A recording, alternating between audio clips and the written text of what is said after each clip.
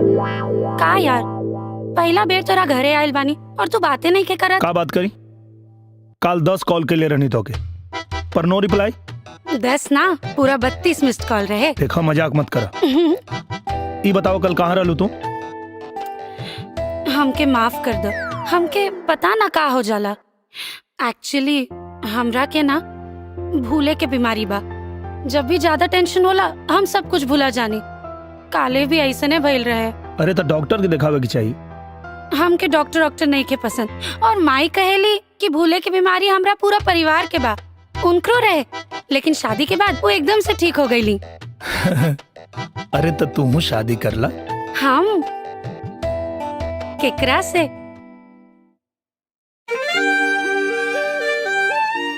उ रेस्टोरेंट वाला लड़का से जोन तो के देखे आइल रहे, कर ला ओकरा से।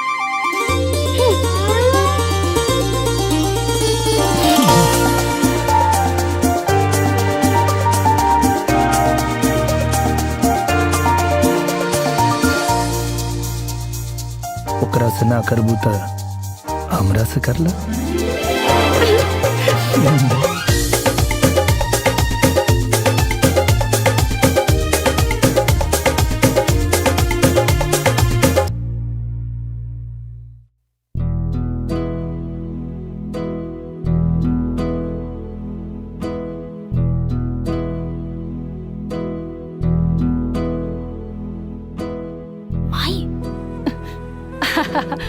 बेटा, शादी तो खूब धूमधाम से करब। अरे हमार इकलौती बिटिया जे हा, रवा के माई बाबूजी कहाँ बाड़े? बुलाई, प्लानिंग करे के पड़ी ना।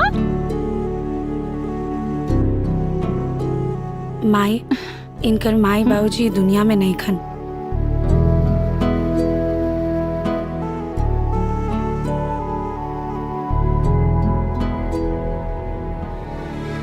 बेटा, बाप के तब पता नहीं खे, बाकी आज से हम तो हर माई। का कोना जमाने में जिया तारे लोगन?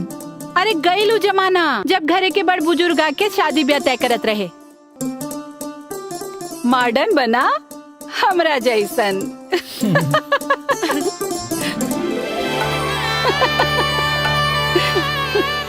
और बहुत ही सीधा साधा ढंग से हमार अंजलि की शादी हुई और नए जीवन की शुरुआत।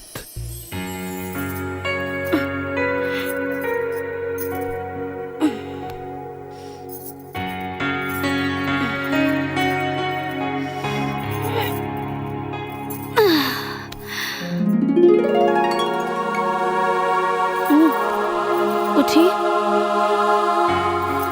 अरे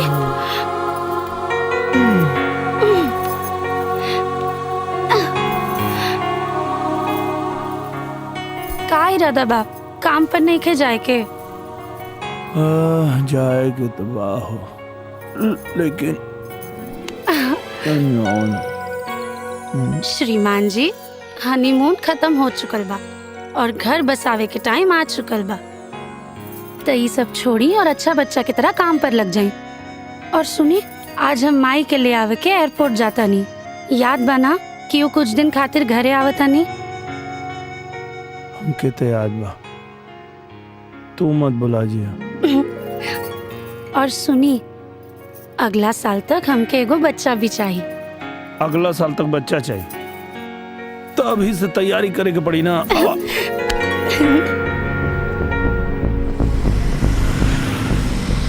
आलोक भैया बनाएंगे तो फिल्म तो अच्छी बनेगी, इसमें कोई दो राय नहीं है।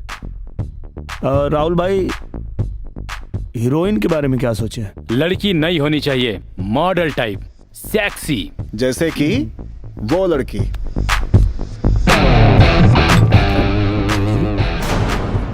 वो लड़की के दिखला के बाद हमार दिल दहल गई। कहीं ये हमार मेहरारू तो नहीं खे यहाँ और ये हालत में।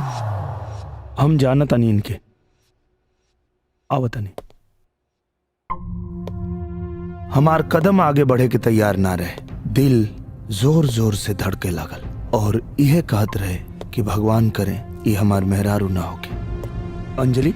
अरे यार, हमार नाम अंजलि ना, हमार नाम एंजल। सुपरस्टार रहुआ खातिर हम अंजलि का अंजलि, एंजल, अंजू, आम्रपाली कुछ भी बने खातिर तैयार बानी। सर आज हमार बहुत लकी डे है, काहे कि हमके एक ना दू गो निरहुआ दिखाई दे रहल बा।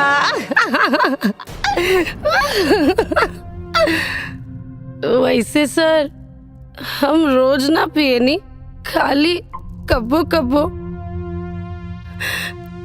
आज के दिन हमार बहुत खराब रहे। एगो ऑडिशन में बड़ा मेहनत से सिलेक्ट भईनी और ये भूले के बीमारी की वजह से शूट पे जाए के भुला गई नी। और सर वो लोग केहू दूसर लड़की के साथ शूटिंग कर लेलस। वैसे हम रोज ना पियनी, बस कबो कबो, काहे कि बच्चन साफ कहलन आदमी के दारू ना पिएगे चाहिए, दारू पियला से लीवर खराब हो जाला। और हम तो वादा कइले बानी मरे के बाद अपन लीवर, किडनी, दिल, फेफड़ा, आँख सब कुछ दान में दे दे। वो शराब ना पिएगे चाहिए। सर एगो रोल दिवा दी ना प्लीज, बस एगो छोटा सा रोल भी मिल जाए तो। इनकर हालत देखा तारू, ये सब का। अच्छा अब समझ ली कि हमरा के घरे लेवे काहे नहीं आए। एंजल बन गल हुई हैं। मतलब अरे बेटा जी, अंजलि कबो कबो एंजल बन जाले। अरे बेटा, अंजलि जब एंजल बने नी ना तो वो ऐसा नाटक अक्सर करत रहे नी, जैसे उनकरा के भी कुछ पता नहीं किए कि वो का कर रहल बानी। अरे यहाँ तक कि एक कमरा से दूसरे कमरा में चल जाई हैं, अपन कुल रूप रंग बदल ली है और अपना के पूरा तरीका से अंजलि से आजाद कह के एंजल बन जाई हैं। और एंजल बनला के बाद वो अपना के ऐसा समझे नहीं जैसे वो कबो अंजलि रहबे ना कहनी। मतलब बेटा सुना, कबो कबो ये सब नखरा पसा रहे ले। हाँ? ओ बेरा तो हम रहू के नहीं चिन्हे ले, हमरा के मकान मालकिन और अपना के किराएदार समझे लगे ले। बाकी चिंता मत करी, सब ठीक हो जाये। दिमाग के डॉक्टर के देखो नहीं उनके। हे भगवान, रुआ के हमारी बेटी पागल लगतिया जो नकरा के हम दिमाग के डॉक्टर के दिखाई। अरे कहानी ना क्यों कबो कबो ऐसे नौटंकी पसा रहे ले। कुछ नहीं के भइल, ठीक हो जाए, चिंता मत करी। अरे तो आप हमके पहले काहे ना बताओनी। अरे तो कौन कैंसर जैसन बीमारी जन बतावल जरूरी रहला। ठीक हो जाए, चिंता मत करी, ठीक हो जाए। अब हमके समझ में आयल कि कैसे वादा करके उ ना आवत रहली। हमरा के ना भूले के बीमारी बा, जब भी ज्यादा टेंशन होला हम सब कुछ भूला जानी। काले भी ऐसे ने भइल रहे। और जब हम पूछत रहनी तो भूल जाए के बहाना करत रहली। ना बेटा, हमार बिटिया झूठी नहीं खे। अरे ओकरा सच्ची में भूले के बीमारी बा। हो सकता काहे कि जब अंजलि हमके पहला बार मिलल रहली त ना पहचान ली। तो रहुआ के बानी? आप हैं मशहूर गायक निरहुआ। हमार नाम दिनेश लाल यादव है। पर जब आज एंजल बन गई है तो पहचान गई। सुपरस्टार निरहुआ। अंजलि सिर्फ हिंदी फिल्म देखेली और शायद एंजल भोजपुरी भी। हमार मन ही माने के तैयार ना रहे कि हमार मेहरारू अंजलि कोनो नाटक करेली। माता जी, आज से आपके हिजर रह के पड़ी। अब कुछ ना, हम अंजलि के एक पल अकेला नहीं छोड़ सकत। प्लीज।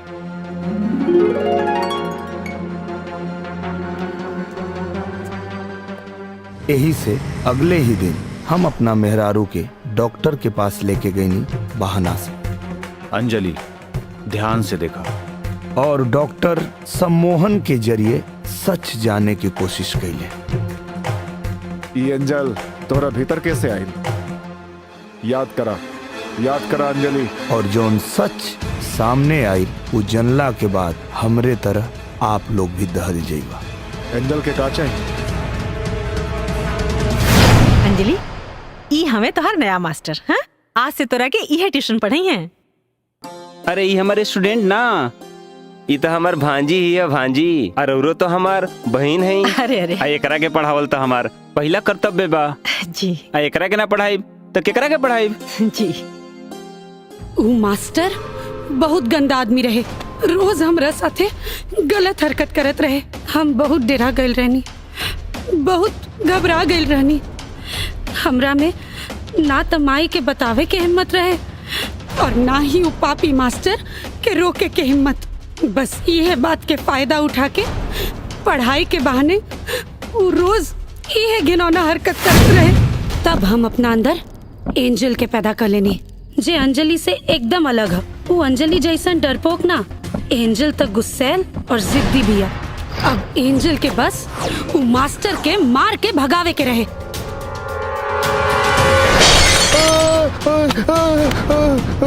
हम अंजलि नहीं, एंजल है। एंजल एंजल दोबारा हमके छुए के कोशिश भी मत करी। हा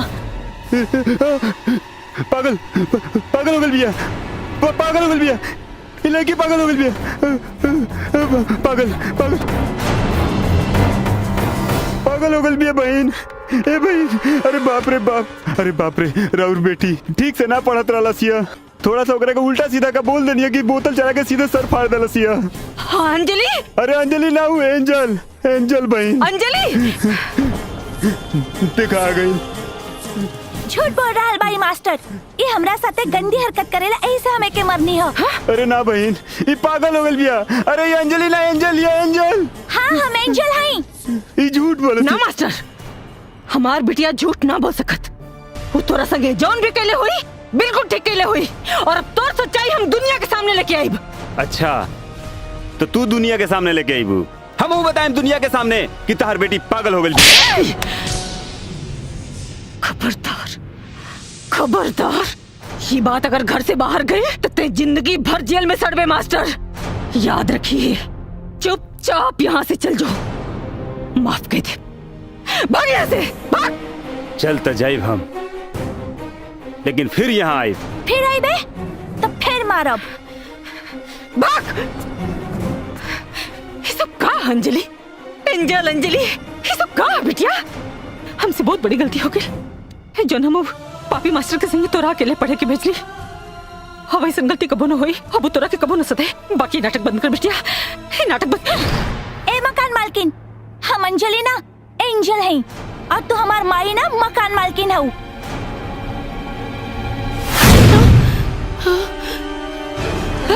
मास्टर अंजलि, फिर आ गई ले। छोड़ो अंजलि, क्या कर रहा है? गले रानी ना, अंजलि छोड़ो, ते फिर आई बे तो फिर मारा। छोड़ो अंजलि। अरे अरे अंजलि, अंजलि छोड़ो, हम कहता नहीं। ना छोड़ो। छोड़ो अंजलि, अंजलि छोड़ो, छोड़ो। सुनो, अरे डॉक्टर में अंजलि, मार डाला तोरा के। अंजलि, वन मिनट। छोड़ो हमरा के।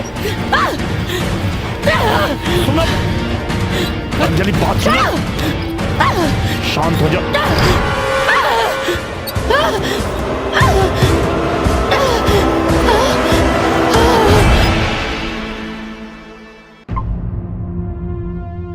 अंजलि अपन मास्टर से लड़े खातिर अपना से बिल्कुल अलग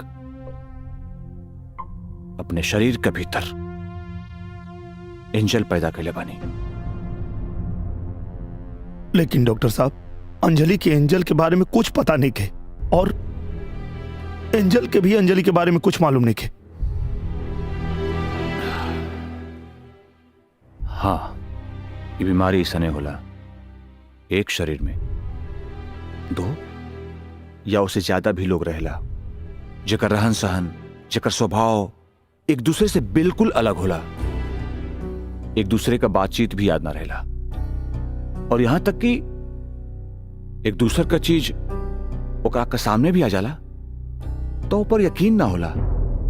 लेकिन डॉक्टर साहब, अभी तो मास्टर नहीं थे,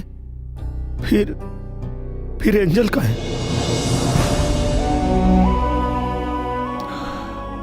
डर, शायद डर। मास्टर के लौट आवे के डर की वजह से अंजलि के शरीर के भीतर आज भी जल पड़ी जे कबो भी आवाज याद रहेली। एक कर इलाज का डॉक्टर साहब।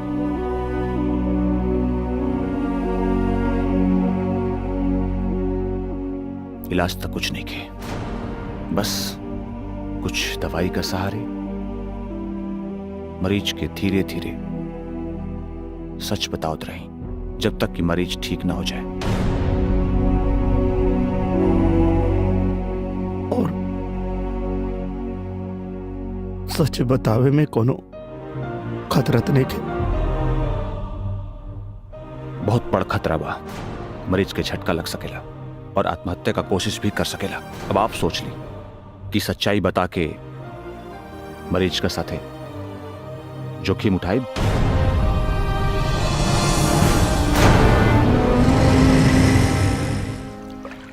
हमरा के अब सब समझ में आ गई। भाभी जी के अपरिचित फिल्म के हीरो वाला बीमारी बा। वैसा नहीं कुछ बा यार। तहरा लगे दुए गो रास्ता बा, या तो अंजलि भाभी के साथे जियो या तो उनकर साथ छोड़ दो। छोड़ नहीं की सकत यार, बहुत प्यार करे ने उनका से, हमेशा उनके साथ रहा, सुख में भी दुख में भी और बीमारी में भी।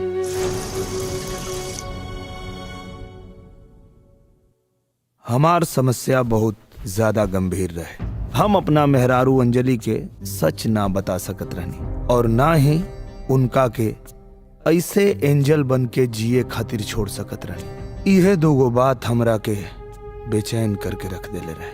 हमके लागत रहे कोनो न कोनो बीच के रास्ता तो निकल ही के पड़ी, इससे पहले कि कोनो और दुर्घटना हो जाए।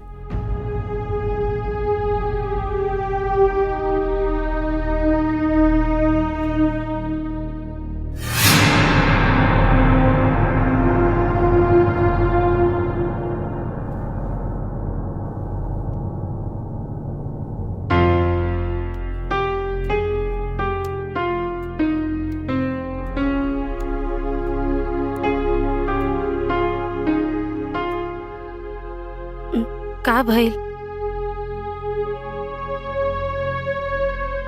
कुछ ना।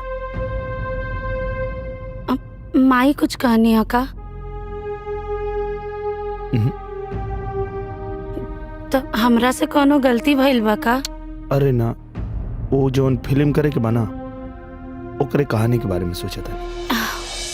अच्छा, मालूम बा जब आप सोच में डूबल रहेनी तब बहुत सुंदर लागेनी।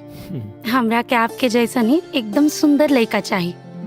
ना, हमरा के तोहरे जैसन एगो सुंदर बेटी चाहिए, बस ओकर आंख हमरे जैसन होके के चाहिए।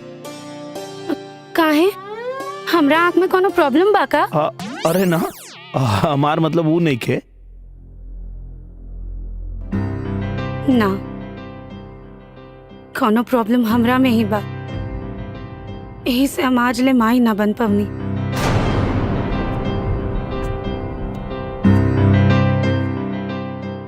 ऐसे काहे सोचा था?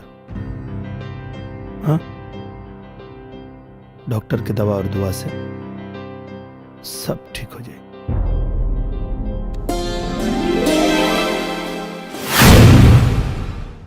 रब ने बना दी जोड़ी, देखते देखते हमरे दिमाग में एगो आइडिया आई। माताजी कुछ बात करे करे आपसे। बोलिए बेटा जी। देखिए, हमके एक बात की बहुत नाराजगी बा। का? आज ले आप हमके दहेज में कुछ ना देनी। दामाद जी, जौन कुछ अंजलि कहा तो रउआ का था। हम अंजलि की बात नहीं करत। हाँ। हमके एंजल के हिस्सा में से चाहिए। बेटा जी, कितनी बेर बोली कि अंजलि ये एंजल हा। दरअसल आप जौना के अंजलि के नखरा समझेनी, वो एगो बीमारी है। और अगर आप चाहता नहीं कि हम उनके लेके डॉक्टर के लगे ना जाएं, तो एंजल से हमारी दोस्ती करवा दी। ला ला ला। बिटिया, हमरा के तोरा से केहू के मिलावे के बा। केकरा के? चला मिलाई। आवा। Oh my God, superstar Nirahua sir, हम राउर बहुत बड़ फैन हैं। देखी ना, पूरा घर में राउर फोटो लगाले बानी।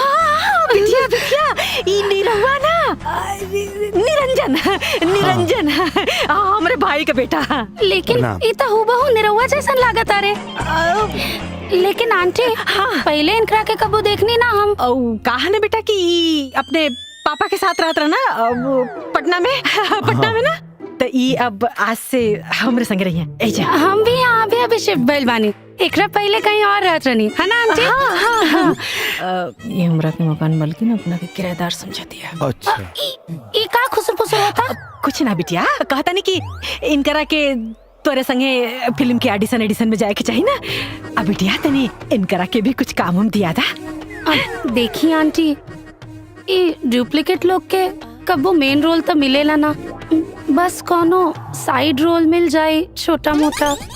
का ना कि हमके खाली एक बार टीवी में लौके के बाद, अब चाहे साइड में खड़ा करा लोग चाहे पीछे, बस खाली हमके काम दिवा दी। ठीक बा सुनो, तो के एक्टिंग करे आवेला कि ना? उमे कबा सीख ले। देखा अगर निरहुआ जैसन बने के बा तो बहुत मेहनत करे के पड़ी। अरे ऊ का मेहनत करेला जोन मेहनत हम करब, देखियो। गुड। लेकिन सुना, तो के फिल्म में काम करे के बा ना, तो पहले तो के तोहार नाम बदले के पड़ी। आज से तोहार नाम निरंजन ना, नीरू।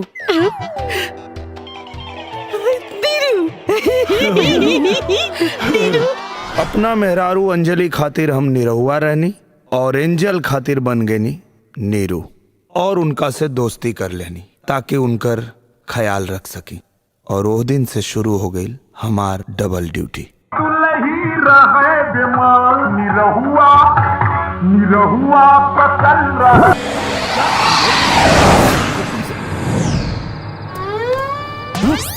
मैं इंस्पेक्टर घोबले हूँ। मुझे गाड़ी आ गई है। पहले पब्लिक को अपने बारे में बताने तो दे। मैं इंस्पेक्टर घोबले हूँ। मुझे दूर की चीज नजदीक नजर आती है, समझे? नीचे। क्या है? मैडम, आपको पता नहीं दारू पी के गाड़ी चलाना अलाउड नहीं है? बाहर आइए।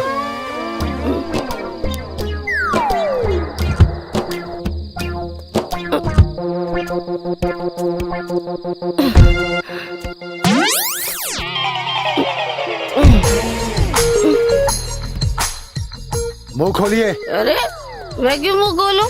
आपके पास तो दारू चेक करने वाला मशीन कहाँ है? वो था मैडम, लेकिन कहाँ गया पता नहीं। खैर छोड़िए, आप मुंह अरे, खोलिए, मैं ऐसे ही क्यों चेक कर खोलूंगी? लेता हूँ। देखो क्या ना। कर रहे हैं इंस्पेक्टर साहब? आपको दिमाग नहीं है?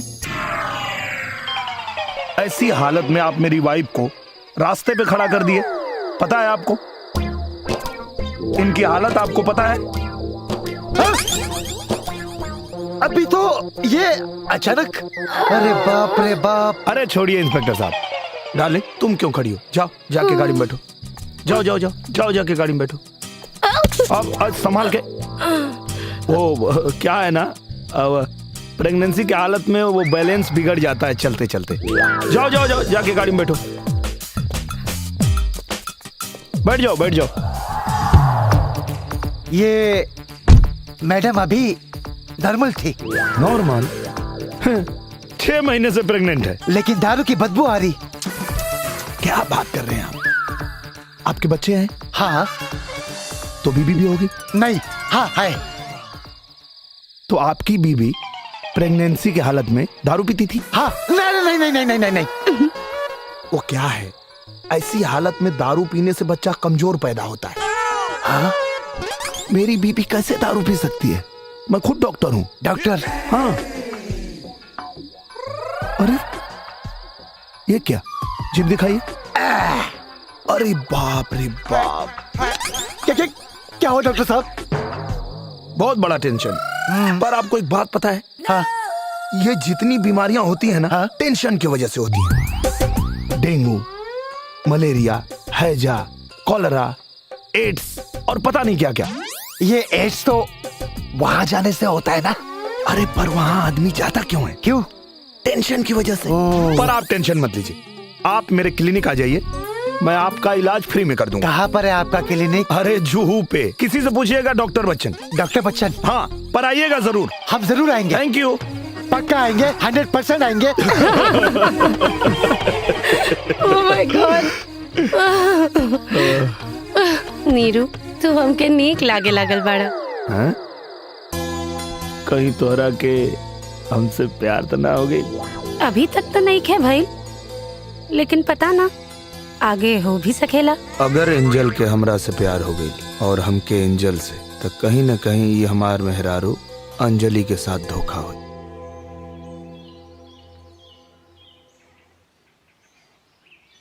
सोना बाबू चलो उठा, उड़ जा उड़ जा उड़ जा उड़ जा उड़ जा उड़ जा, चलो शाबाश, ला दवाई खा ला। रहुआ के कैसे पता चल जाला हमरा सर दर्द के बारे में? जानू, जब प्यार हद से ज्यादा बढ़ जाला ना तो सब पता चलेला। का हो? का बोला? एक काम कर, तू ना आराम कर। हंसराज वालन से मीटिंग बा, हम मीटिंग का क्या होता नहीं, कह देव कि तू शूटिंग में बिजी बड़ा। ना यार, चलो तानी हमू वैसे भी 1 घंटा की ब्रेक बा। फिर से एंजल? हाँ यार, सवेरे 4 बज गई। हमरा तो लागत है ना कि अंजलि भाभी के सब कुछ सच सच बता देवे के चाहिए, न तो तहरा अब इलाज की जरूरत पड़ी। ठीक है ना बा, बिना कसरत के वजन घट रहा बा। तहरा मजाक सुझता, हम मजाक नहीं की करत, वजन नहीं खे घटत। अब ये हाल रही तो तहार सेहत पर बहुत असर पड़ी। हाँ यार, लेकिन नहीं बता सकत। पता ना अंजलि सदमा बर्दाश्त कर पाई है कि ना, और हम उनके खोवल नहीं खिंचात। जैसे चला था वैसे चले था। ठीक बा। और अब वो हमार जीवन साथी बाड़ी, उनका के खुश रखे खातिर हम ये सब जीवन भर कर सकता नहीं। हम एक हिंदी फिल्म बना रहे हैं जो बिहार बेस है, इसलिए हम चाहते हैं कि हम बिहार के सुपरस्टार को इसमें हीरो लें। बॉबी, ये हरीश के बचपन के दोस्त, नंबर 1 वाला हरीश। बॉबी, ओहो, आफ्टर लॉन्ग टाइम। आप एक दूसरे को जानते हैं? अब बचपन से। मच्छर? हाँ। ये मच्छर हमेशा तुम्हारे पीछे क्यों पड़े रहते हैं? नाटी नॉटी, वेरी नॉटी। ये बॉबी हमें सही पकड़े हैं।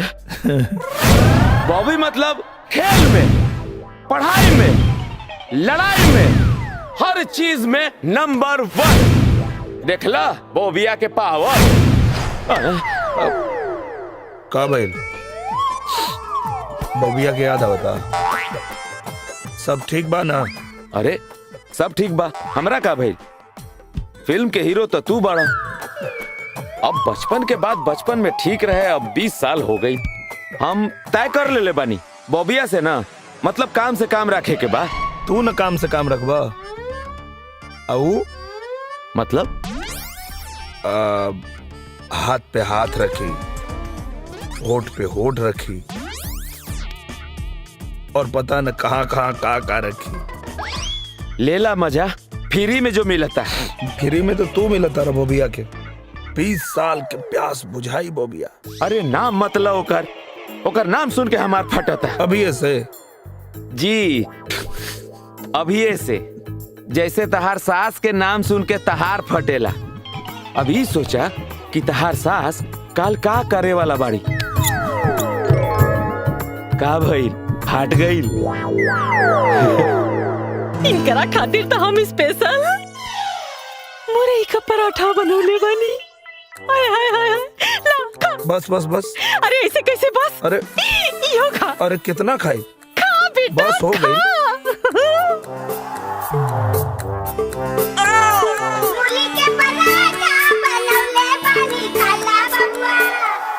अरे कल युग में ये भाई जी 2 गो के राज बा, जय हो दारू जय मेहरारू, यह लोग पर राज बा। हम है जड़ी बूटी के बाबा और आइल बनी घर में सुतल चीज जगह खातिर।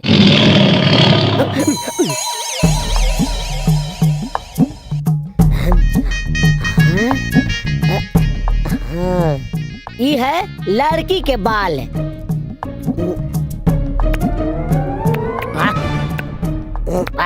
बड़ी स्वादिष्ट बाई। ये है लड़का के बाल, तनी एकरो स्वाद चीख ली। बाप रे बाप, महा बेकार बाई। ए मौसा, लड़के के बाल ठीक रखा, लड़का के बाल महा बेकार बा। कहो मौसा, तू टेस्ट करब? आवा आवा, दोनों के टेस्टिंग करनी हम। समस्या और लड़के में बा। लेकिन बाबा, डॉक्टर तो कहे ना कि समस्या लड़की में बा। अरे आजकल के डॉक्टर के ज्ञान कहाँ बा?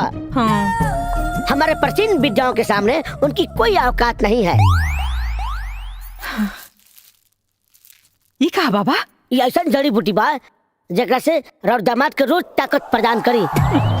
बाबा, वो इतना कसरत करना कि हमरा के नहीं लागे कि ओकरा अंदर ताकत के कमी बा। ऊपर वाला ताकत नहीं, नीचे वाला ताकत, नीचे वाला। उनकर गोड़ भी ठीक है बाबा।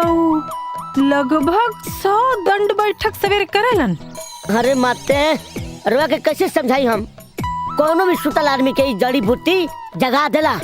हाँ बाबा, सवेरे 6 बजे उठ के कपारे परू नोचे शुरू कर देना, बिना केहू के जगौले जगाना। माते, रोज एक दूध में मिला के पिलाई, फिर देखी रहा दामाद जी के कैसे सुहागरात बनाओ तारे। पर सुनी, तन कबे मिला के पियाए। अच्छा, ऐसे बोला ना। का बैल?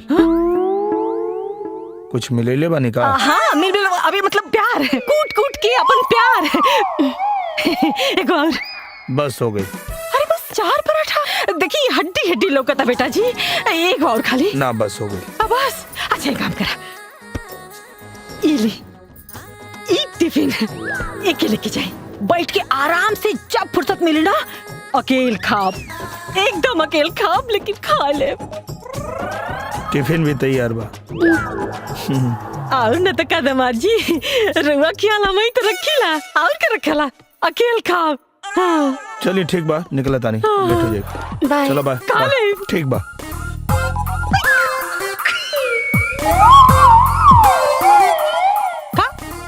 पराठा खा। सर, सीन ई बा कि मीना जी रोवा से अलग होके जी ना पौली। अच्छा।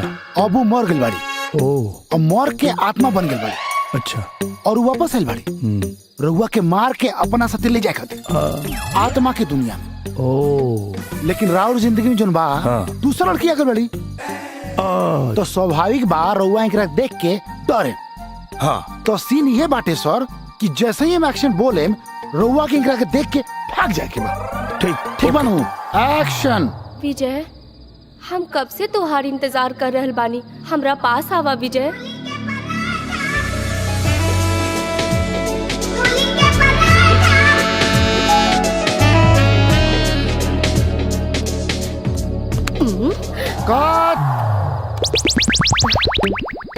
सर, हम रउआ के बोलनी है आपके इंकरा के देख के भागे के बा। ई भूत बाड़ी। अच्छा, भागे के बा। रउआ इंकरा के गला लगा लेनी है। ओके सर, रेडी। फिर से करी जाए। ठीक है सर। एक्शन। विजय, हम कब से तोहार इंतजार कर रहल बानी, आवा आवा आवा ना।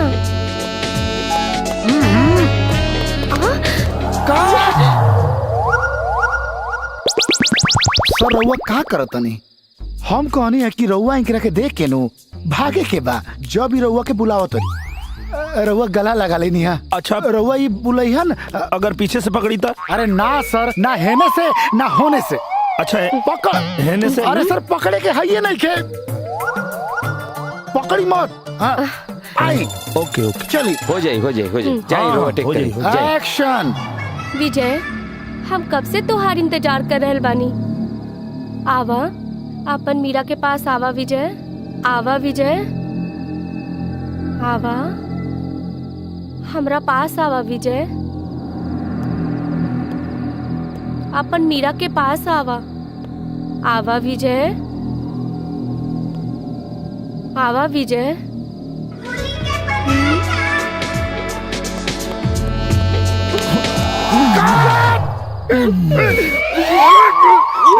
अरे काम कर रही रहुआ, बार बार रहुआ के कहता नहीं, हाथ छोड़ी छोड़ी, पकड़े के नहीं खमर दे, इनकरा के देख के भाग जाए के बा। अरे छोड़ी नू, अरे सी समझते नहीं की, ये भूत बाड़ी, रहुआ इनकरा के देख के भागे के बा, और रहुआ भागते नहीं की। यार मतलब इतना सेक्सी लड़की सामने खड़ा के लिए बाड़ा और कहता रहा कि भागे के बाद तुम्हारी स्क्रिप्ट गलत बा यार। पहले अपन स्क्रिप्ट ठीक करा। अब नीरवा जी आप बैठिए, आप बैठिए। सर अरे एक मिनट राउर जे स्क्रीन प्ले बा ना ओमे थोड़ा सा प्रॉब्लम बा। अब भूत बुलावतिया तो भूत न दिखे के चाहिए, अतना सेक्सी भूतनी बुला ले बड़ा तो कहाँ मन पसीज जाता हीरो के, तो डिस्टर्ब हो गई। तब तक दूसरा सीन करी हम देखा तानी, पता ना आज काहे तबीयत खराब हो गई उनका के। अरे प्रोडक्शन स्क्रिप्ट में गड़बड़ बा, करे के लूर नहीं के, आगे बा। प्रोडक्शन कॉफी लाओ। यस सर।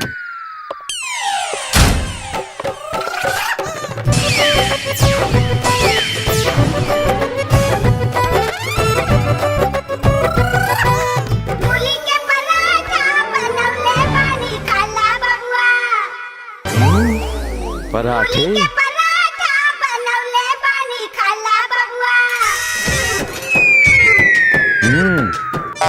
टेस्टी।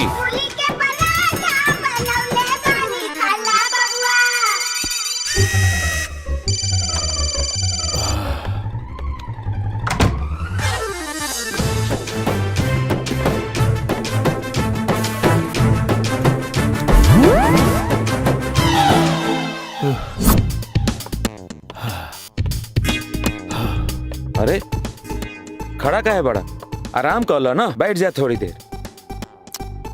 लागत है खाना में कुछ गड़बड़ रहे। तहार नियत में गड़बड़ी रहे ना यार, वो हमारे सासू जी के मूली के स्पेशल पराठा के कारनामा है। हाँ कारनामा तो रंग दिखा रहल बा, बस टाइमिंगिया थोड़ा गड़बड़ा गई। अरे यार समझ में नहीं के आवत, रोज कुछ न कुछ नया षड्यंत्र करत रहे यार। हाँ। एक काम कर रहा ना, जाके अपने सासू माँ के सामने खड़ा हो जा और कह दा, बस माते बस अब और नहीं। हाँ बेटा मजाक कर ले, हर कुत्ता के दिन आवेला। अबे कुछ तो मदद कर। अरे हम का करी मदद, जे करे के बात अरे न करे के बा, वो भी अपना हाथ से। अच्छा बेटा दिखाई तो के। ना ना हमारा कुछ मत दिखावा, हमरा एगो जरूरी मीटिंग बा बबुआ के साथ, हम वही जाता नहीं। अरे का तोरा कहीं पसीना होता रे?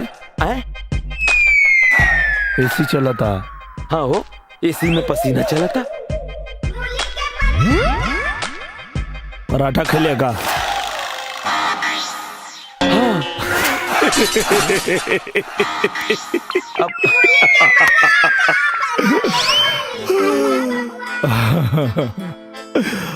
अब जो मीटिंग कर बोबिया से, अब एकदम सही मीटिंग हुई।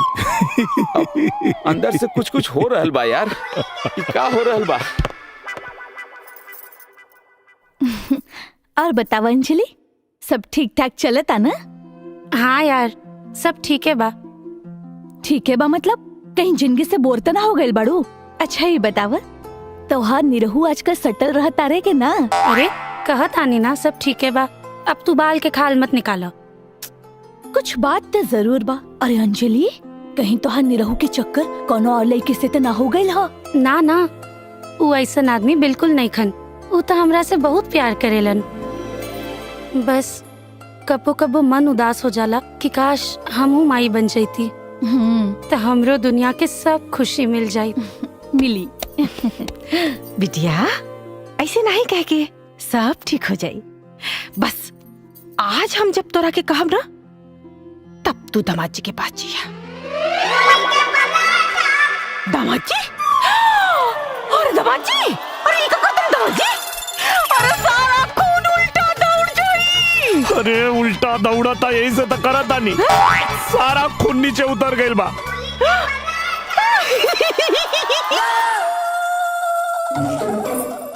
अरे जानू ये का करतानी? सुते के टाइम पे योगा करतानी।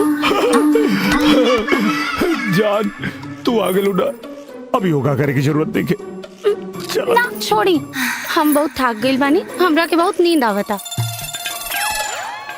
अरे प्लीज जान, छोड़ी ना, आज हमार मूड नहीं खे। ऐसे कैसे मूड नहीं के? सुना ना, अरे तोरा माई के मूली के पराठा खातिर अब कबो मूली के पराठा ना खाए, अब कबो ना खाए, बस तुम ही हो दो।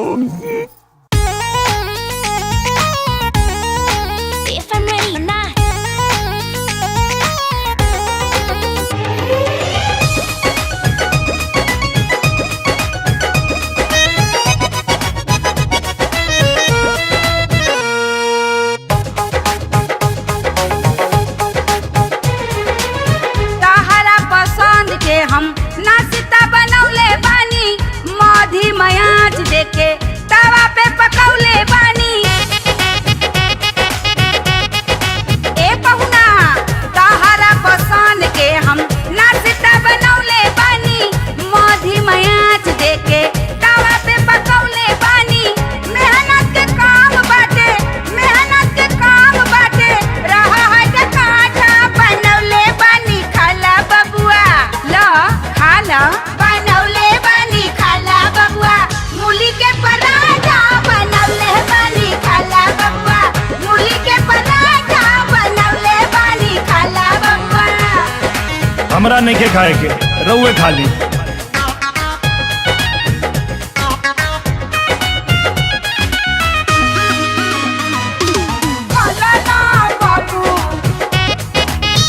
अरे कहत नहीं हमरा नहीं के खाए के, हम ना खाए। बबुआ हो तोहरा खातिर प्यार से बनौले बानी, गैया के घिउवा चबोर के लगौले बानी। त अपना बेटी के खियाई। बबुआ हो तोहरा खातिर प्यार से बनौले बानी, गैया के घिउवा चबोर के लगौले बानी।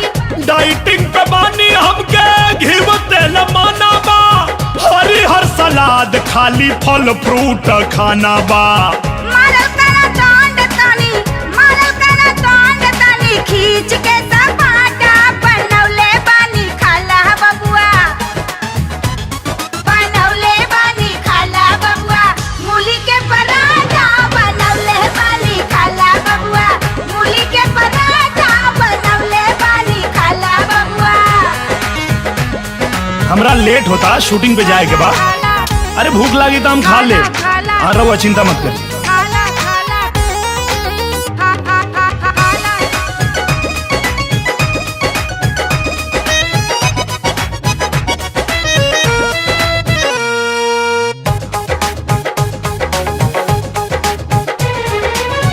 खइला में करबा बबुआ जब तू कंप्रोमाइज, तोहरा से होखी नाही कौनो एक्सरसाइज। अरे 2 घंटा तो डेली एक्सरसाइज करी ले।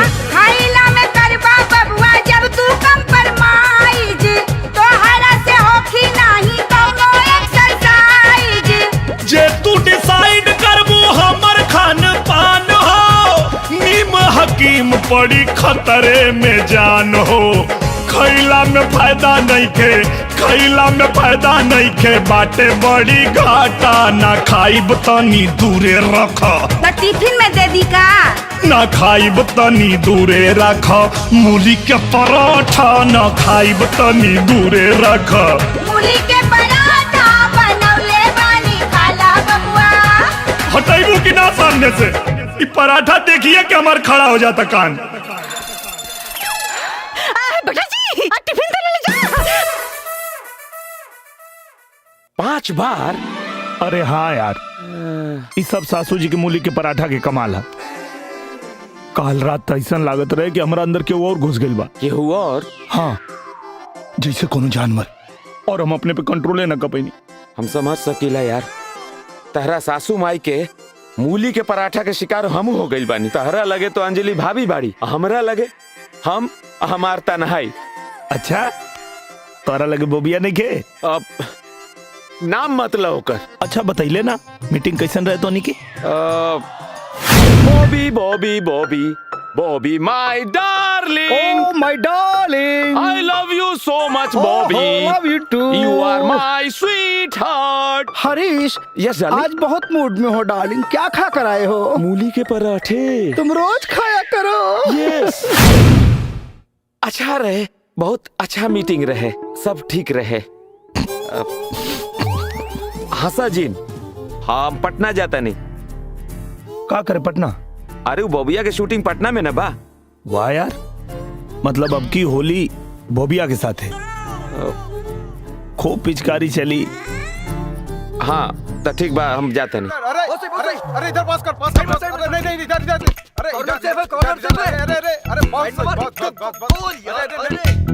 अरे फुटबॉल मैच सुना, हमरो के खिलाइबा लोग।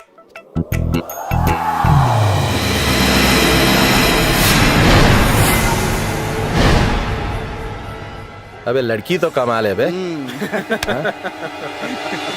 अब ये मिलेगी किसको, मैच करके डिसाइड करते हैं।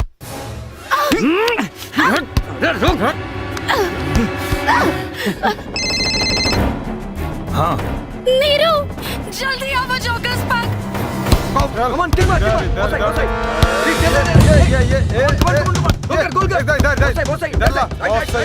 जा रहा है।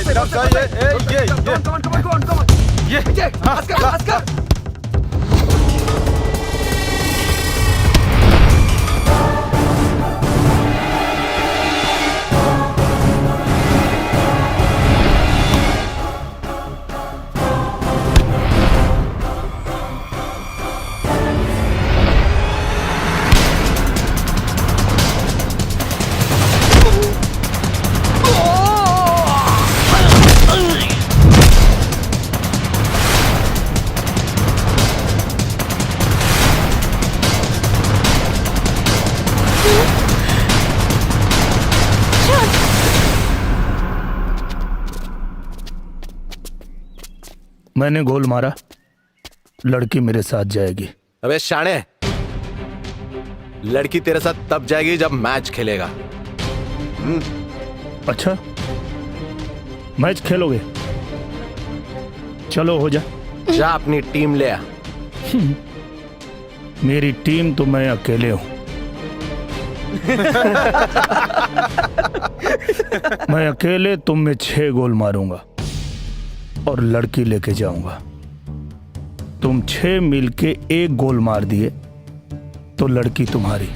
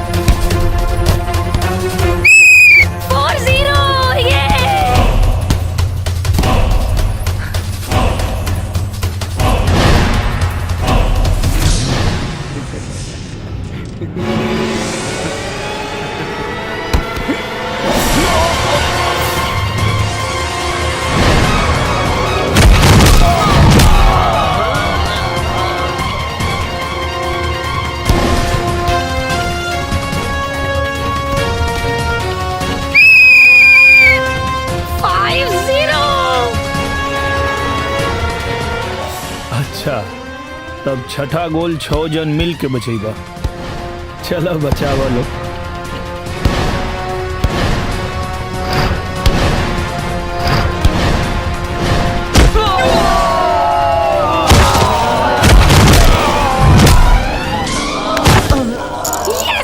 Yes yes yes 6-0। Congrats Neeru. अब बीमारी देखो, ये लोगों को देखो, हवलदार भी नहीं है। ओहो देवा, ठीक करते रे। है बीमारी में समझ में नहीं आता, करे तो क्या करे। ए देवा मेरे को ठीक कर दे देवा। मैं नारियल फोड़ेगा, मुझे डॉक्टर बच्चन से मिला दे। मुझे एड्रेस क्या दिया समझ में नहीं आता, घूम फिर के। अरे डॉक्टर बच्चन साहब आप होली कैसी रही आपकी? अरे डॉक्टर साहब होली काय का, होली के दिन तो काम और बढ़ जाता है। अच्छा, फिर तो आपका बीमारी और बढ़ जाएगा। मुंह खोलिए। हाय हाय हाय हाय, हो गई ना गड़बड़? बोले थे आपको आके चेक करा लीजिएगा महाराज, आप आए नहीं। अरे हम तो आपका क्लिनिक कितना ढूंढे, मिले ही नहीं। जाने दीजिए, अब कोनो फायदा नहीं है। अब तो हम भी नहीं कुछ कर पाएंगे। अरे रुकिए, अरे डॉक्टर साहब बताइए हमको क्या हुआ है। थोड़ा मुंह और खोलिए। हाँ, वो थोड़ा स्ट्रेस की वजह से ना आपको निक्रोफेलिया हो गया है। निक्रो? हाँ। ये क्या? उधर देखिए। नीरू। अब मेरी वाइफ आपको प्रेग्नेंट नहीं दिख रही होगी। हाँ, वो कैसे? निक्रोफेलिया की वजह से। ये आप एक काम कीजिए, इससे पहले कि आपकी आंख एकदम खत्म हो जाए, आप आके चेक करा लो ना भाई। कहाँ? वहीं जू पे, किसी को पूछो ना, डॉक्टर बच्चन पहुंचा देगा। अरे डॉक्टर साहब हम आए थे जू पर, हम आए थे डॉक्टर साहब। डॉक्टर साहब, अरे हम आए थे, लेकिन लोग हमें घुमा फिरा कर अमिताभ बच्चन के घर के सामने खड़ा कर देते थे। ओह, लोग हमको डॉक्टर बच्चन साहब के क्लिनिक के सामने खड़ा करते थे, लेकिन आंखों की वजह से हम अमिताभ बच्चन का घर समझते थे। हाँ हम समझ गए। अरे डॉक्टर साहब हम समझ गए, अब हम आ जाएंगे।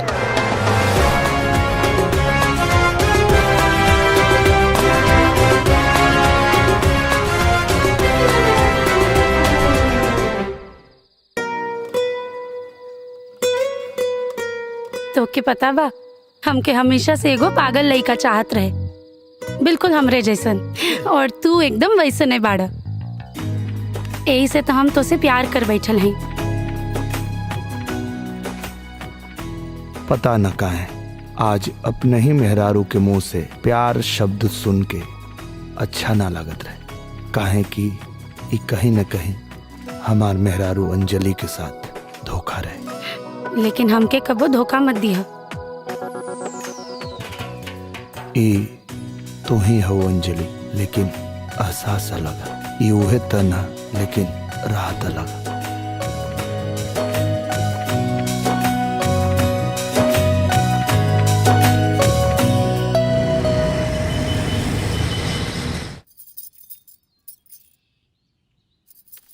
अरे तू यहाँ काहे? हम रउआ शूटिंग पर नहीं के आ सके नी का? का बात करता रू? काहे ना आ सकता रू? कहीं भी आ सकता रू, कहीं भी जा सकता रू। तो चिहुक काहे गई नी? तू मंदिर जाए वाला रहलू ना? हम तो मंदिरे जाए वाला रहनी, लेकिन रउआ शूटिंग के बाद कहाँ और केकरा साथे जानी? हम कहाँ जाए सुना? और हाँ, केकरा साथे जाए? एंजल के साथे। के बाड़ी एंजल? बोली के है एंजल? सच बतावे में कोनो खतरा तो नहीं थी? बहुत बड़ा खतरा।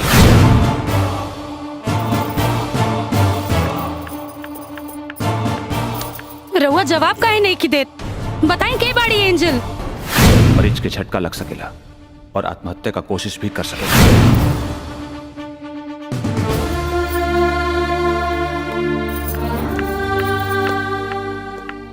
आँख काहे चुरावतानी? जवाब दी, के बाड़ी एंजल? अब आप सोच लें कि सच्चाई बता के मरीज का साथ जोखिम उठाई अंजलि स्वाति ठीक है कहत रहे, राउर चक्कर कोनो दूसर लड़की के साथ चला था। देखा हमार बात सुना, ऐसा कोनो बात नहीं कर। हमके रउआ से बात नहीं की करे के, बल्कि राउर शक्ल भी नहीं के देखे के। हम अपना माई के साथ अपना घरे जाता नहीं। हम चाह के भी उनका से सच ना बता सकत रहनी, काहे कि वो सच बर्दाश्त ना कर पाई है। का अब भी निरहुआ अपना दुल्ही से सटल रही, ई जानल जाई मध्यांतर के बाद। इंटरवल के पहले आप देखनी है निरहुआ सटल रहे के कहानी, जो ना में निरहुआ के बीवी के दू गो रूप है, अंजलि और एंजल। अंजलि एंजल के पैदा कैले रहली अपने बचपन के मास्टर से बदला लेवे खातिर, काहे कि अंजलि मास्टर से डराइल रहली, घबराइल रहली।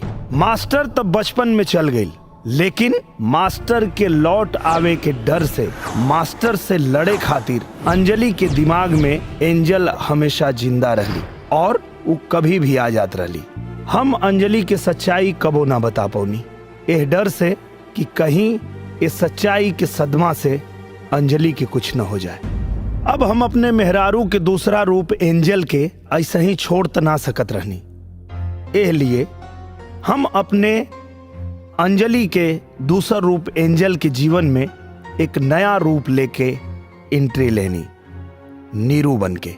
और कमाल के बात तई है कि एंजल के नीरू से प्यार भी हो गई।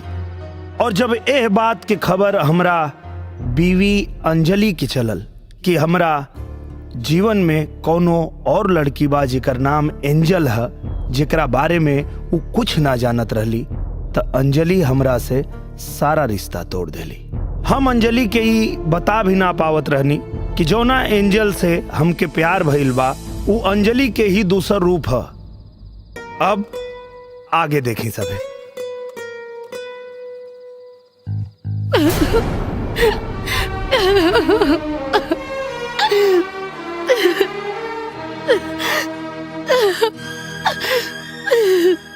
बिटिया का भाई काहे रोता रू?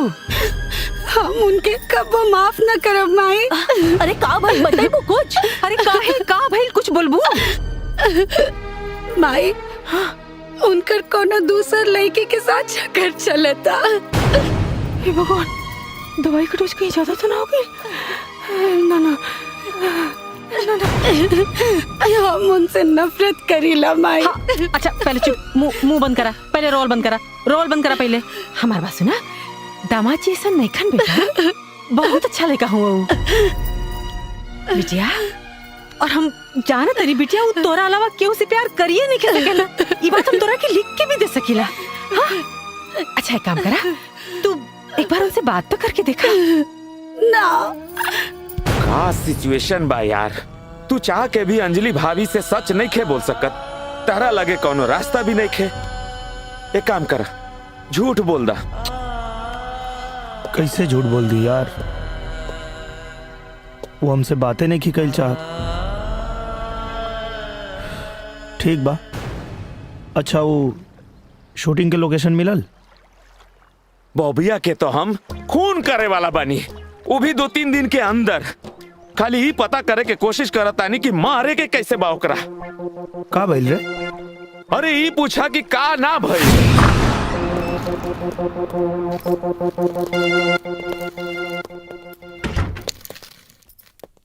हरीश, ये है अपना शूटिंग के लोकेशन।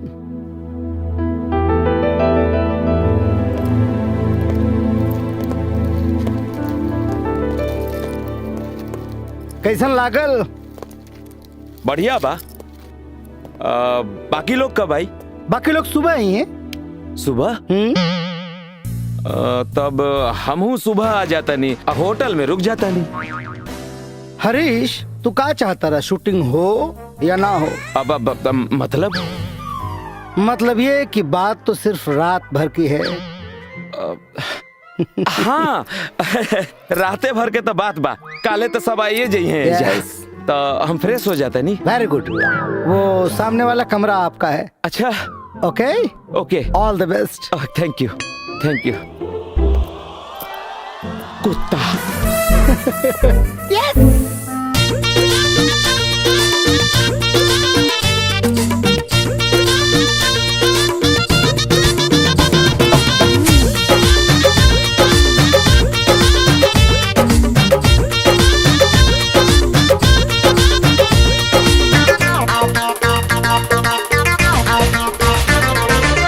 मन करे ओ खर में मुँह सर से कुट दी जवानी राजा जी।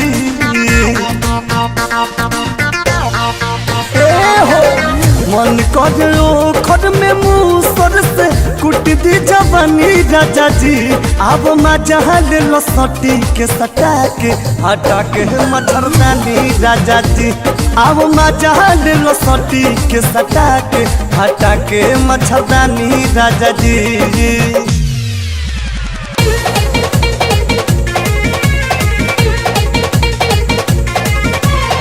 छपरा जिला के होई रंगीला बनबे त कर दब तोर नस ढीला हो। छपरा जिला के होई रंगीला बनबे त कर दब तोर नस ढीला। छड़बे जे हमके दोबारा मार देव छारा सरक जाई नहरा। मार देव छारा सरक जाई नहरा। मार देव छारा सरक जाई नहरा।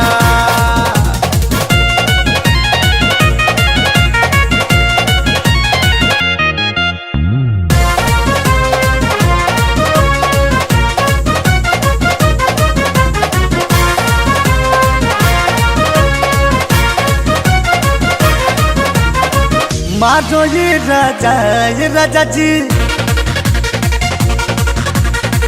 मारो ये राजा जी।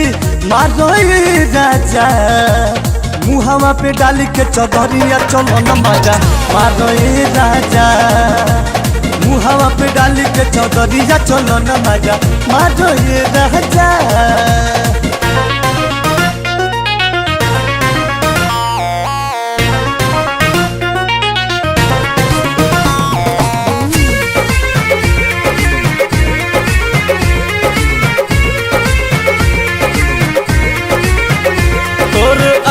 डोलेला कबो पाछ डोलेला तोर आग डोलेला कबो पाछ डोलेला। जब हिलावेले कमरिया दोनों साथ डोलेला। जब हिलावेले कमरिया दोनों साथ डोलेला।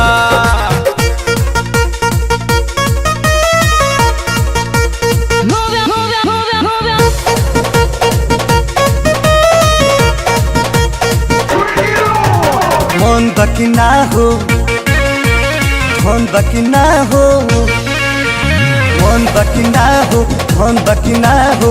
होई मैंगो फ्रूटी टाना टन बाकी ना हो। नौका ब्रांड बा एको जे डिमांड बा। नौका ब्रांड बा एको जे डिमांड बा। गिलास में उछाल दी का हो। मुँह खोल मुँहवे में ढार दी का। मुँह खोल मुँहवे में ढार दी का। मुँह खोल मुँहवे में ढार दी का। मुँह खोल मुँहवे में ढार दी का। नल्ला हकारे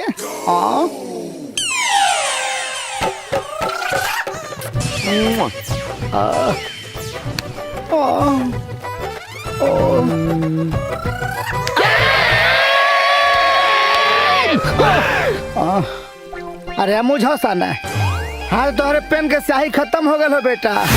बॉबिया के मरे के टाइम आ गइल बा।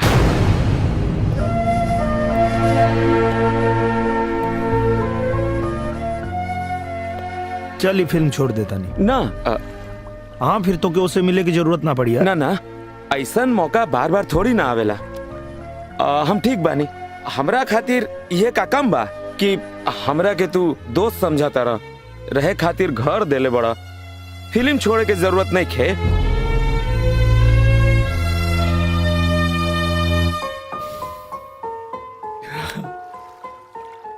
चल कुछ दूसरा रास्ता निकाला तानी। दूसर? हाँ तू हमार मदद कर हम तोर मदद करता नहीं। फोन करके प्यार से बोबिया के बुला। बोबिया के फोन करी हो प्यार से? हाँ प्यार से।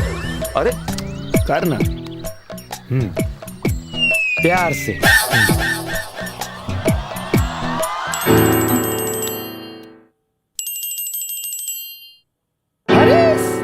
हाँ बॉबी डार्लिंग, माय स्वीट हार्ट, माय बेबी, माय डार्लिंग, टेल मी।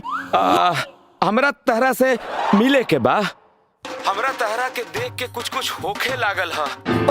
हम तहरा से अपन दिल के बात कहे के चाहता नहीं। ओह माय स्वीट बेबी, आ जाओ कमन मेरे घर पे आ जाओ। तहरा घरे ना, हाँ हमरा घरे आ जा ना। तुम्हारे घर पे? हाँ यही वक्त, अभी के अभी आ जा। मैं अभी आ रहा हूँ, अभी आता। Okay darling, thank you darling, see you darling. बड़ा खुश हो गई रहे। तोहरे याद में बढ़ गईल बा धड़कन के रफ्तार, मोर बलमुआ हो कब ले करैबा इंतजार, मोर बलमुआ हो। बॉबी डार्लिंग, इंतजार की घड़ियां खत्म हो गई। बॉबी डार्लिंग, हाँ बेबी, हमरा तहरा से एगो बात बतावे के रहे। बोलो। तू जब जब हमरा के छुएला ना, हाँ, तो हमरा बदन में पूरा करंट जाग जाला। ओह मेरी बेबी। हाँ पहले ऐसा ना होखत रहे। अच्छा, हमरा तो लगा था कि हमरा के तरह से प्यार हो गइल बा। हम बहुत कंफ्यूज हो गइल बानी बेबी। हाँ तू तो बचपन से कंफ्यूज हो। इतना नजदीक छुएला से हमसे पूछा आप कैसन एहसास हो रहल बा? बॉबी डार्लिंग, एगो और बात कहे के रहे। बोलो ना डार्लिंग। हमरा दिल की इच्छा पूरा करा। हाँ बोलो। हमरा के जोर से, हाँ, सीना से सीना लगा के खींच लो। ओ बेबी कम ऑन। हाँ बॉबी डार्लिंग, मजा आ गई बॉबी डार्लिंग। हाँ बेबी, आज तो बहुत बॉबी, अपने हनीमून में तो इतनी बेताबी नहीं दिखाई तुमने। अरे बेबी एक्चुअली बात यह है कि Shut up! मुझे तुम्हारी असलियत पे पहले से ही शक था। सही पकड़े हैं। आज तुम जो कुछ भी हो मेरी वजह से हो, वरना इस कंपनी के मालिक तुम नहीं होते। तुमने मेरा और मेरे डैडी का इस्तेमाल किया है। मुझे तो खुशी होती अगर तुम किसी लड़के के साथ होते, पर अफसोस लड़का। अब तुम मेरे किसी काम के नहीं रहे। कल डाइवोर्स पेपर मिल जाएंगे, साइन कर देना। Baby shut up! मुझे तुम्हारी कोई बात नहीं सुननी। थैंक यू निरहुआ जी, आपकी हिंदी फिल्म धूमधाम से होगी। बेबी बेबी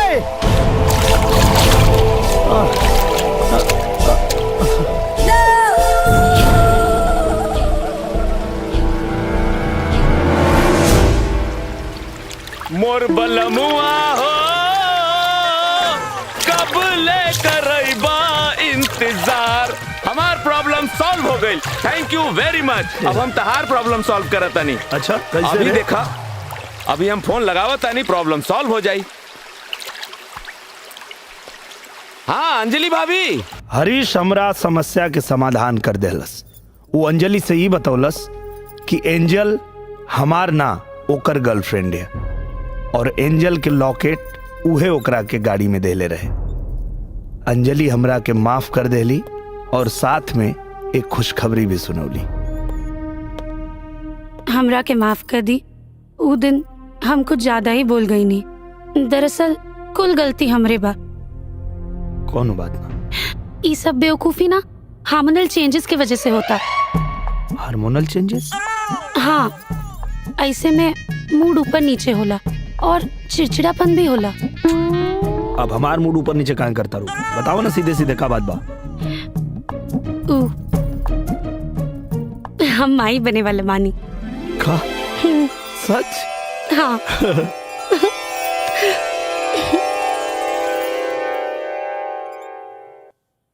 अंजलि माई बने वाली बाड़ी, मतलब एंजल भी। लेकिन का अंजलि की तरह एंजल भी माई बने खातिर तैयार हो जाए हैं? इस सोच के हमार खुशी घबराहट में बदल गई।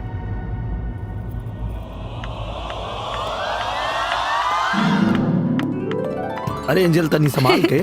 अरे तू तो ऐसे बोला तारा जैसे कि हम माई बने वाला बानी। एंजल एंजल एंजल, एक बात बताओ, माई बने के बारे में का सोचले बाड़ू? एमे सोचे के का बा जब हमरा के माई बने ही के नहीं खे। मतलब ई कि शादी बियाह बाल बच्चा ये सब हमरा के ना चाहिए। हम तो बस ऐसे ही तोहरा साथे एंजॉय करब। और कहीं एंजॉय करते करते माई बन गेलू तब जैसे हमके ई बात पता चली हम अपन बच्चा गिरा देब। एंजल, हमके तो से ही उम्मीद ना रहे। अरे का भइल नीरू?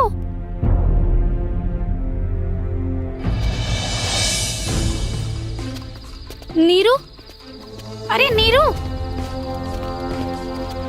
नीरू सुना था का हो गए?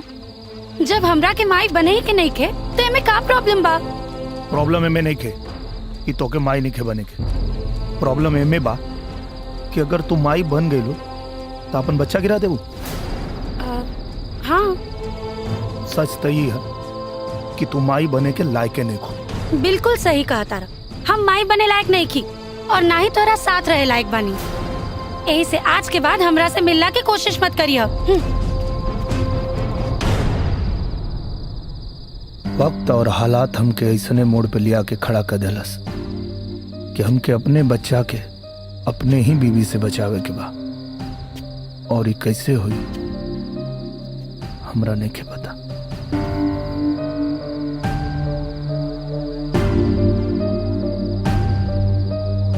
डॉक्टर साहब,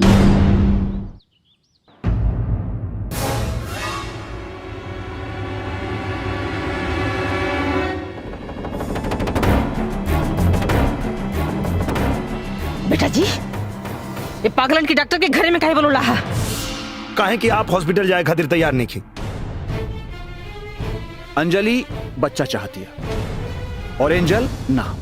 ये समझावे खातिर ई पागलन का डॉक्टर तोहर घरे आइल बा। हमार बेटी पागल नहीं के डॉक्टर।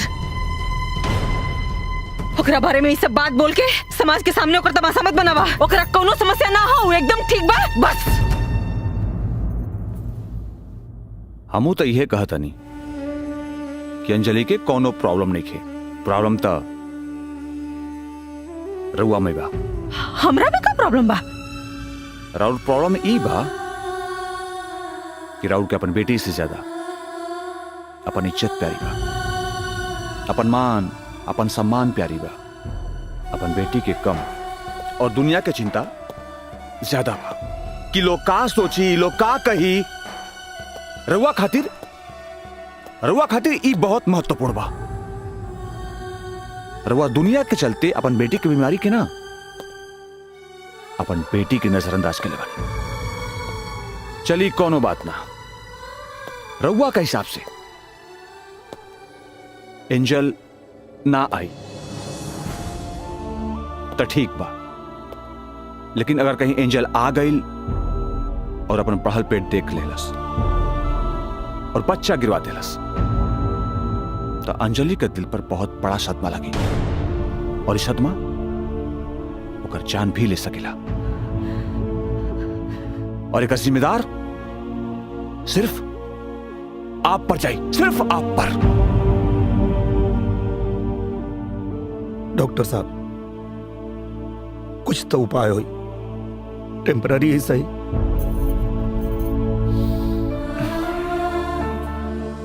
हमारा हिसाब से एक ही को इलाज बा। बच्चा गिरवा दो। नहीं,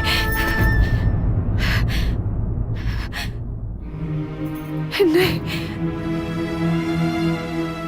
डॉक्टर साहब सही कहता रहे।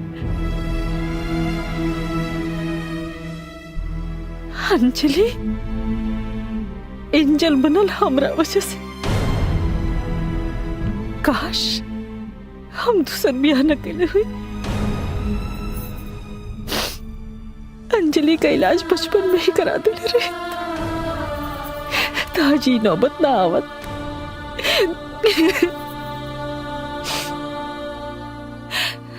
बाकी हम जोन भी के लिए अपना बिटिया खातिर के लिए हम ना चाहत रही कि दुनिया वाला हमरा बेटी के पागल का ना चाहत रही।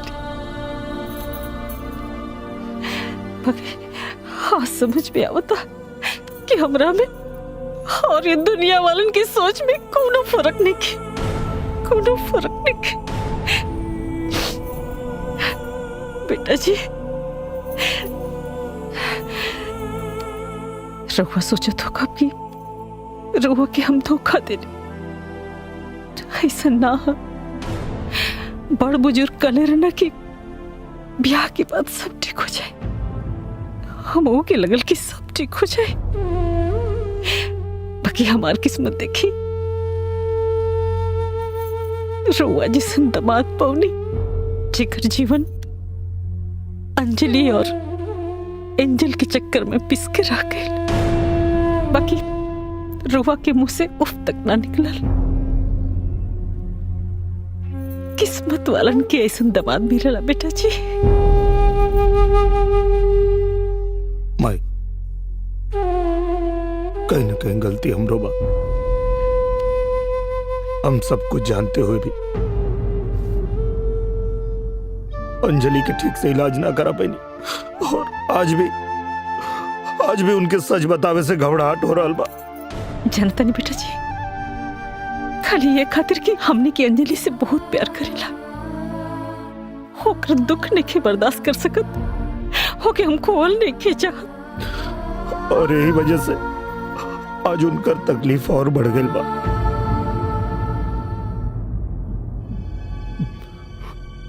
पर माई कबो कबो कठिन फैसला से ही सही फैसला मिलेला। लेकिन बेटा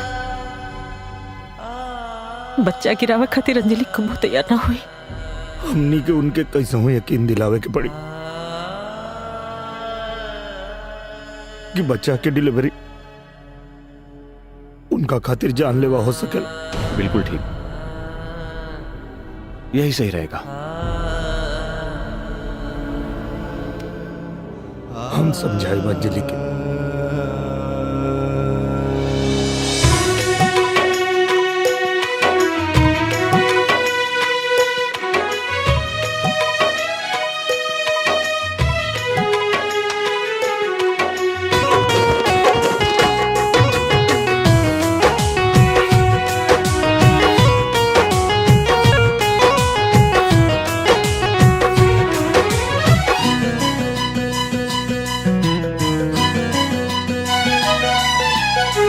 कवन कसूर भइल हे विधाता, कवन कसूर भइल हे विधाता, जियलो न जाला जहर पियलो न जाला, कवन कसूर भइल हे विधाता, जियलो न जाला जहर पियलो न जाला। जिंदगी में सन मोड़ बहायल, जिंदगी में सन मोड़ बहायल, चललो न जाना आगे बढ़लो न जाना, कवन कसूर भइल हे विधाता, जियलो न जाला जहर पियलो न जाला, कवन कसूर भइल हे विधाता।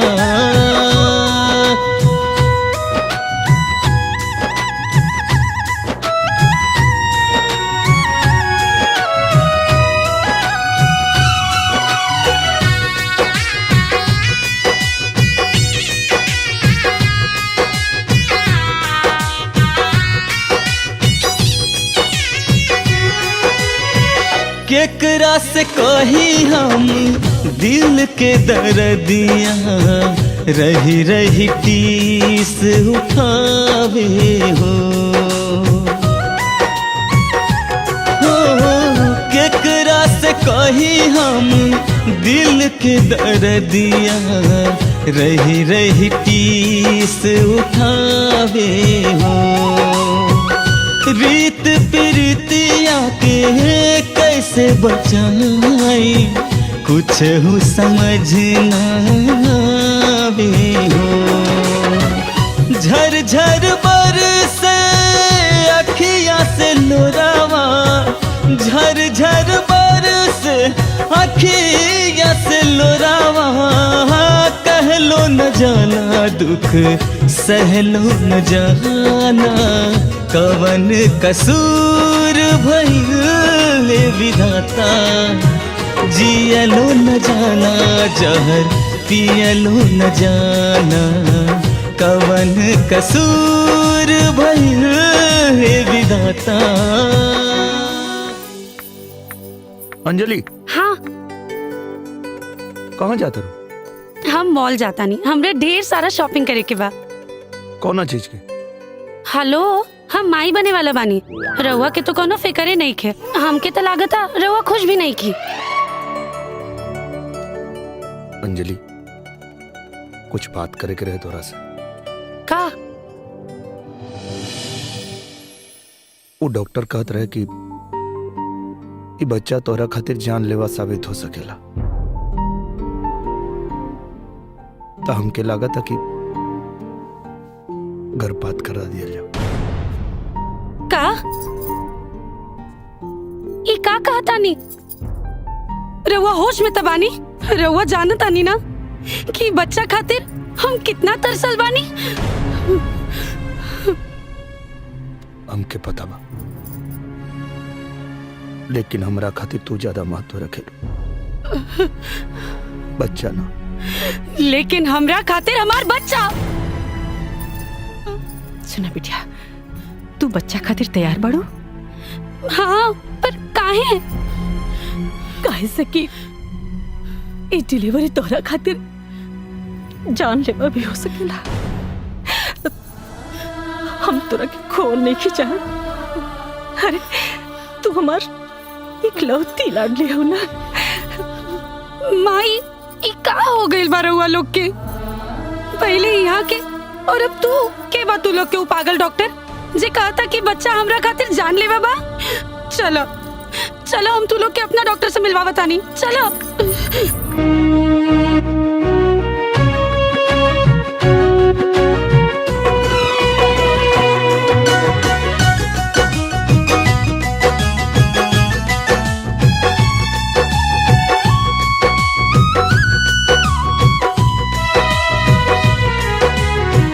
कोखिया उजारे के, बगिया के जारे के, लेके सुगनवा के जान ओ पिया, कैसे मनैबा परान हो।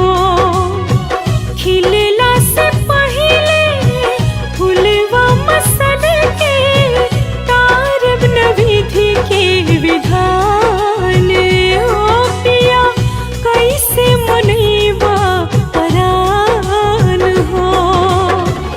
दुखवा के रहिया में नहिया के नाता, दुखवा के रहिया में नहिया के नाता, तोड़ लो न जाना दिल, जोड़ लो न जाना।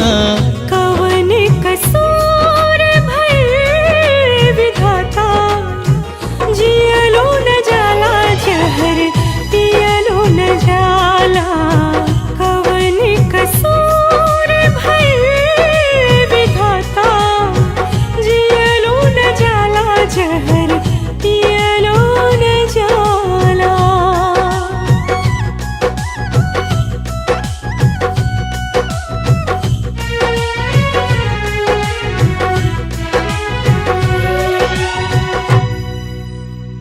घबराने की कोई बात नहीं, माँ और बच्चा बिल्कुल ठीक हैं।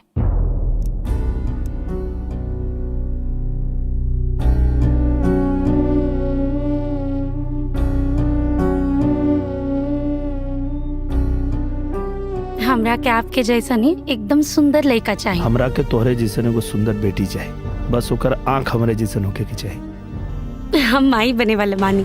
का? सच? हाँ। हमरा हिसाब से एक ही गो इलाज बा, बच्चा गिरवा दो। माई बने के बारे में का सोचले बाड़ू? एमे सोचे के काबा, जब हमरा के माई बने ही के नहीं खे। और कहीं एंजॉय करते करते माई बन गेलू तब जैसे हमके ई बात पता चली, हम अपन बच्चा गिरा देब। एंजल, ई का हा? हरीश, हमार बच्चा। बच्चा कहाँ बा? बच्चा ये देख। हाँ हाथ। हाँ हाँ और ये पेट और पैर भी बन रहा बा। बच्चा अभी बहुत कच्चा बा। हरीश, हमारा बच्चा के बारे में फालतू बात मत कर। बहुत प्यार उमड़ रहल बा बच्चा पे। 2 दिन पहले तो बच्चा गिरावे के बात करत रहलो। ना, हमसे ही अपराध ना हो। ये हमार बच्चा। हाँ। और ये जिंदा बा। हम एकरा मासूम दिल के धड़कन सुन ले बानी यार। धक धक धक धक धक धक। और तू हमरे बच्चा के गिरावे की बात करता रहे यार। अरे आइडिया तो तहारे ना रहे। खैर कौनो बात ना। अब ये बतावा कि आगे का करे के बा। पता ना यार। तो सबसे पहले अपन बच्चा के अपन मेहरारू से बचावा। मतलब ये कि जब अंजलि भाभी एंजल बन गई हैं तो दारू भी पी है, सिगरेटों पी है, डिस्को में भी गई है, तब तहार बच्चा खातिर ये अंजलि भाभी के दारू सिगरेट डिस्को बहुत खतरनाक बा।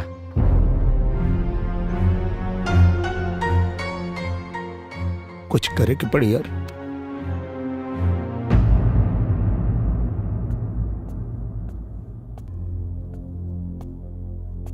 एंजल, कुछ बात करे के रहे तो से। कहे सुने के टाइम बीत गए नीरू। प्लीज एक बार हमारी बात सुन ला, फिर तू कबो तो हम तो से कबो बात ना करो। और रात खातिर हमके माफ कर दो। हमारी इरादा तो के चोट पहुंचावे के ना रहे। ये सब बात के का फायदा है? सुना, तू जा यहाँ से, हमके लेट होता, हमके पार्टी में जाए क्या। प्लीज मान जा। हाँ, जाइबा कि ना यहाँ से। Please angel, just go. ना मनबो ना।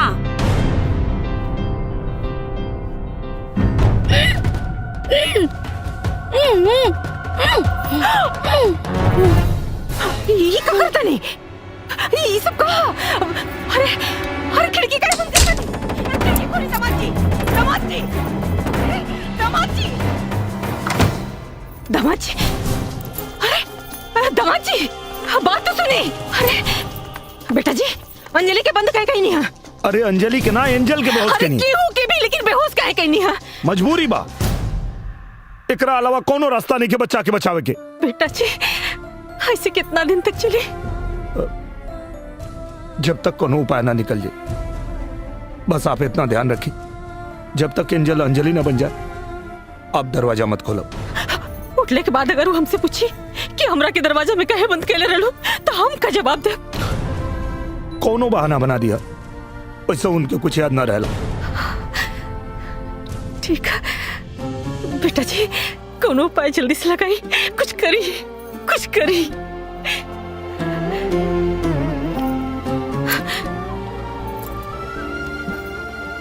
हम कुछ उपाय सोचता नहीं।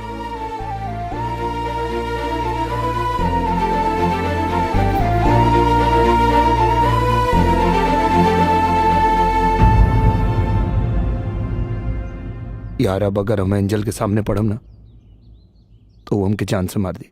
लेकिन उनकरा के बेहोश करे के का जरूरत रहे? अरे यार तू ही काले रले। एंजल जब पब जाई, दारू पी, सिगरेट पी, अब उनके रोके के कोनो आइडिया हमरा समझ में ना आई। अब जो नाइल तो उन कर देनी। वो सब तो ठीक बा, लेकिन अब आगे का कही जाओ? अंजलि भाभी पे नजर के राखी। हम तो नहीं रख सका, काहे कि वो हमके जहां पाई वहीं जान से मार दी। तो एक काम कर, एंजल के मार दा। न एंजल रही न टेंशन रही।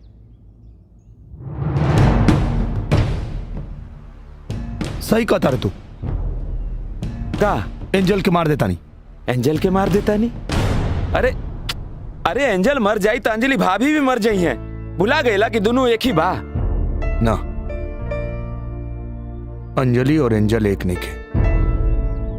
अंजलि सच बा और एंजल झूठ। एंजल के झूठा मर्डर करेके, नकली मर्डर। का नकली मर्डर? हाँ, नकली मर्डर।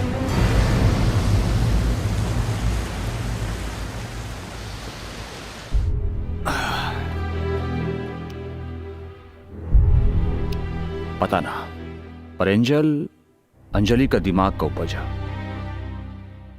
अगर अंजलि के दिमाग में एंजल मर जाती है तब काम आ सकेला तुम्हारा आइडिया। लेकिन ये तू करवा कैसे? हमार भाड़ा के गुंडा लोग उनके किडनैप करी हैं और उनका के एगो सुनसान जगह पे लेके जाए, वहां उनके नकली गोली मारल जाए। गन के गोली में नशा हुई और एंजल बेहोश हो जाए। अरे इतना ड्रामा करे के का जरूरत बा? साफ साफ अंजलि भाभी के बता दिया जाओ कि एंजल मर गई भी है। अरे एंजल अंजलि के दिमाग इस्तेमाल करे ले तो कहीं ना कहीं अंजलि के दिमाग में छप जाए कि चाहिए कि एंजल मर गई। एक खातिर ही ड्रामा कल जरूरी बा। बिल्कुल सही, यही ठीक रही। हेलो हेलो हेलो हेलो बेटा जी, बेटा जी, एंजल, नहीं नहीं, अंजलि अंजलि। अरे का बोला तानी? साहब साहब बोली। एक मिनट बेटा जी, एंजल अंजलि बन गए लो। हम जब दरवाजा खुलने कुछ गुंडा लोग गई ना, उठा के ले गई ना। का बच्चे के बहुत कोशिश केलो से बेटा, बाकी जबरदस्ती उठा के ले गई ना। ओकरा के बचा लो बेटा। तू चिंता मत कर, हम अभी पुलिस स्टेशन जाता नहीं।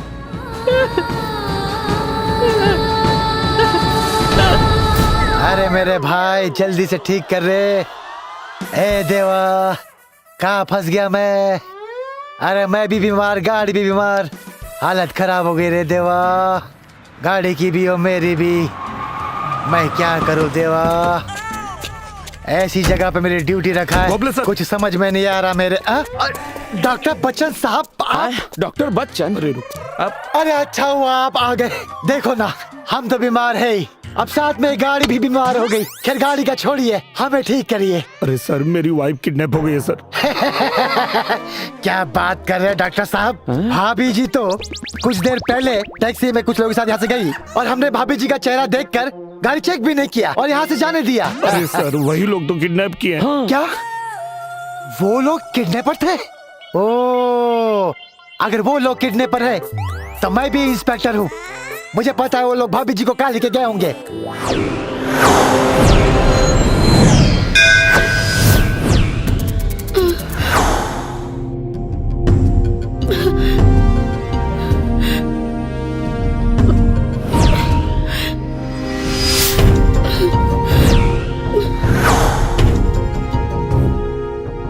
के बाड़ो तू? हमरा के यहाँ काहे ले आइल बाड़ा? बदला लेवे खातिर। कैसन बदला? तोर मरद हमारा मेहरारू के सामने हमारा सच के नंगा के ले रहल। ए नाते जहाँ तोनी के बियाह भइल रहे, आज दुनिया के सामने तोर सच्चाई नंगा करे खातिर ले आइल बानी। कैसन सच्चाई? ये कि सुपरस्टार निरहुआ के मेहरारू एगो पागल हिया। जब चाहेली अपन रूप बदल लेवेली। पागल तो हमरा कितने लागत बाड़ी। बस थोड़ी देर में सब पता चल जाई कि पागल के हिया।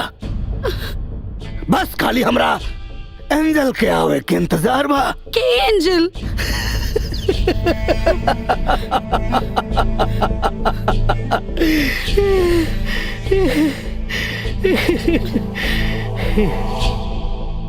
अब पूरी दुनिया के साथ साथ तोरा भी पता चल जाएगी तोर सच्चाई का बा। मास्टर!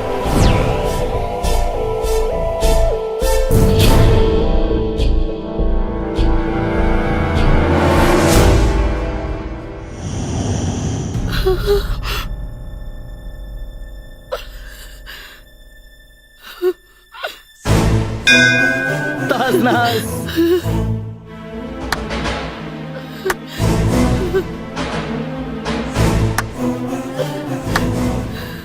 वाह वाह रे हमार पगली स्टूडेंट, वाह तू तो निहायती अब जवान और खूबसूरत लगतारू हो। एगो बात कहीं, कमाल के लगतारू। अब तो तू कली से फूल खिल गई बड़ हो, फूल। बहुत मजा आई। शुक्रिया बॉबी भाई, शुक्रिया। शुक्रिया बॉबी के ना, शुक्रिया देवे के बाद हमरे लइकन के दी जौन निरहुआ के कमजोरी ढूंढत ढूंढत तारा लगे पहुंच गए। शुक्रिया भाई लोग, शुक्रिया शुक्रिया। ए मास्टर जी, थैंक यू से काम ना चली। अच्छा फिर हमरो खातिर कुछ करा। काम चल जाई क्या एकरा से? चली ना दौड़ी। एकरा पीछे तो हम बहुत दिन से पड़ल बानी। ठीक बा, पहले हमके एकरा से निपट लेवे था, फिर तू लगन भी। ठीक बा? मास्टर मैंने बहुत कमीना हुआ। साक्षात देवी जी के मंदिर में एगो देवी समान लड़की के वस्त्र हरण, बॉबी इतना भी बड़ा कमीना नहीं है। तो ठीक बा, मंदिर से हम बाहर जाता नहीं। ले जाए। चल चल बाहर, चल चल चल बाहर। जाए दी मास्टर।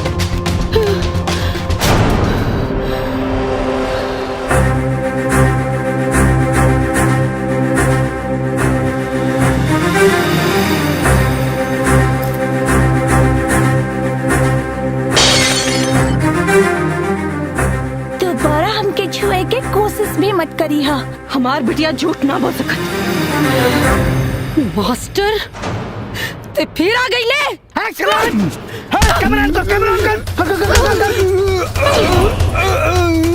वीडियो बनाओ।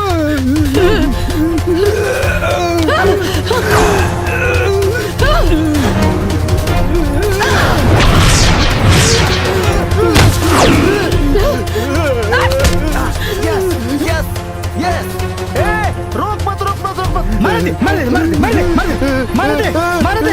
Action action. रिकॉर्ड कर रिकॉर्ड कर रिकॉर्ड कर रिकॉर्ड कर। सुना कि जिंदा ना छोड़ो। काले रानी ना, काले रानी ना वापस मत आई है।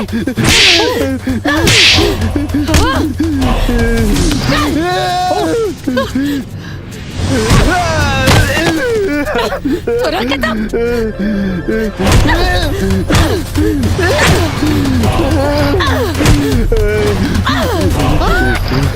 मार दे सुना के।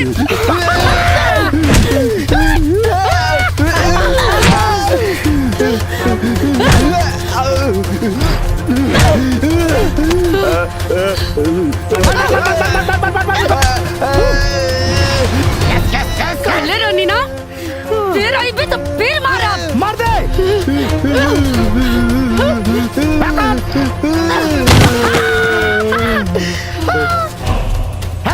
फोन हमके दे। अरे क्या पकड़ लो चाप के हमका मुँह आदि भाई। बड़े काम का चीज मिलल बा। आओ बेटा, पूरी दुनिया के दिखाई तो सच्चाई, नंगा करके छोड़ो।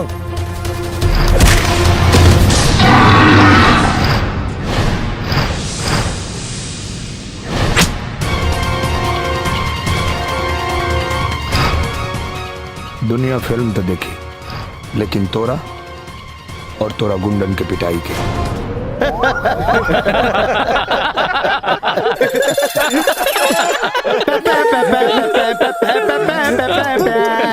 दुल्हन रहे बीमार, अरे दुल्हन रहे बीमार, निरहुआ निरहुआ आहा निरहुआ सटल रहे, मंगल चाहे सोमार जाके डटल रहे, अरे दुल्हन रहे बीमार, निरहुआ सटल रहे।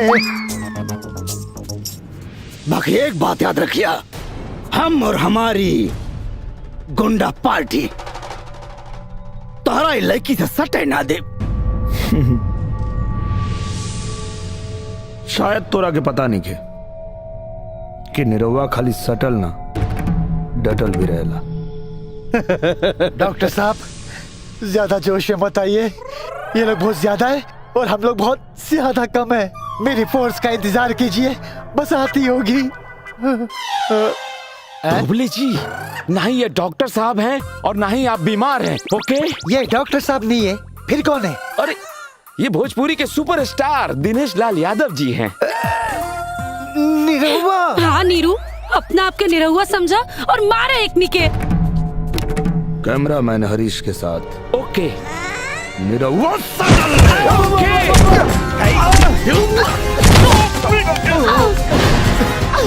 अरे भाभी जी संभल के। हाँ।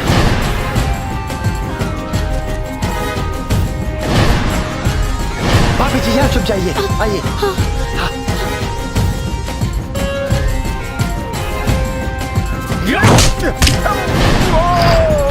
क्या बात है?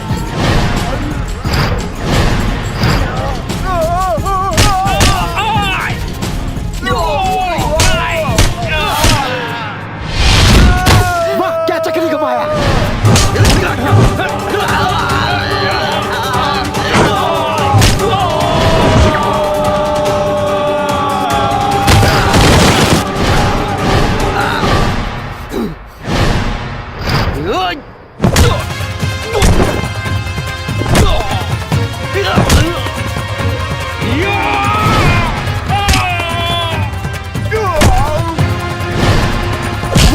सुपरमैन।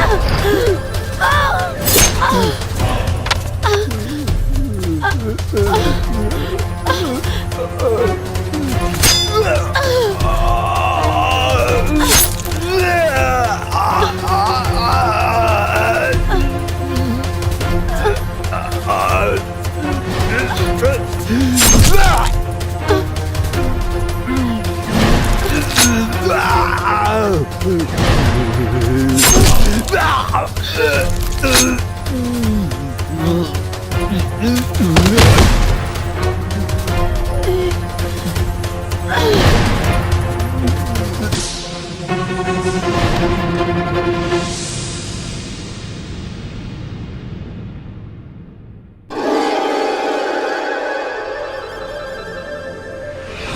दुनिया के सामने तो सच्चाई नंगा करे खातिर ले आइल बानी।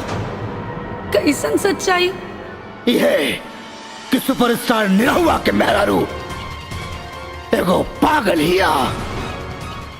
बस खाली हमरा एंजल के आवे के इंतजार बा। के एंजल? डॉक्टर साहब, अंजलि के आधा सच पता चल चुकल बा। अच्छा ये हुई कि इनके पूरा सच पता था, न तो बहुत बड़ मुसीबत आ सकेला।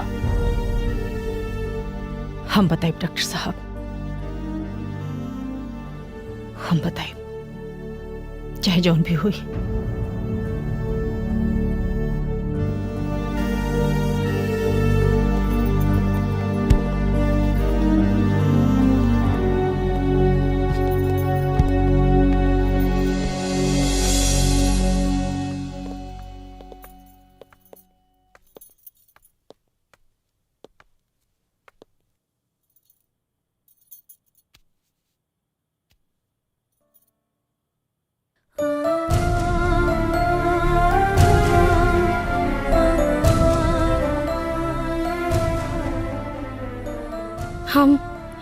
हम यहाँ कैसे?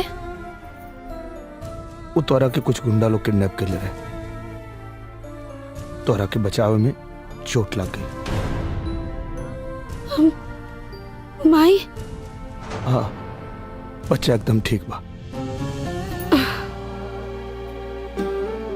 और मास्टर? वो तो मर गई। हाँ,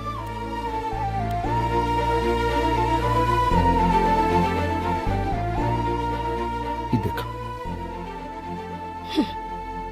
बहुत अच्छा भाई। कैसे हो बिटिया? बस माई तनी सा दर्द बा। थोड़ा सा दर्द और बर्दाश्त करे के पड़ी। काहे? तोरा के एंजल के बारे में कुछ बतावे के बा बेटा। के एंजल? ई एंजल वो मास्टर और बॉबी की चाल रहे। ओकनी के पता रहे कि मास्टर के देख के हम गुस्सा में आ जानी, और यह बात के फायदा उठा के वो लोग हमरा के पागल साबित करे के चाहत रहे। इनका से बदला लेवल चाहत रहे, और रउआ लोग भी ओकनी के बात में आ गई नहीं। का अंजलि वो हमने के लगल कि शायद तू ओकनी के बात में आ गेलू। हाँ, हम कहाँ आई बुकनी के बात में? चली, मरीज के आराम के सख्त जरूरत बा। अंजलि तू आराम करा, आप लोग बाहर चलो प्लीज। आराम कर बेटा।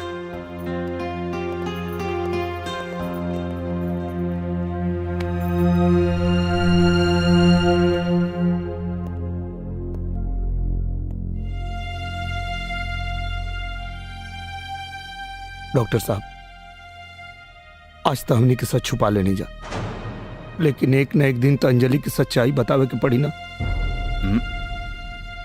एक जरूरत कब्बो ना पड़ी। काहे कि एंजल और अंजलि दोनों का नजर में मास्टर मर चुकल बा, और जब मास्टर ही दुनिया में नहीं खे तो एंजल आके का करी?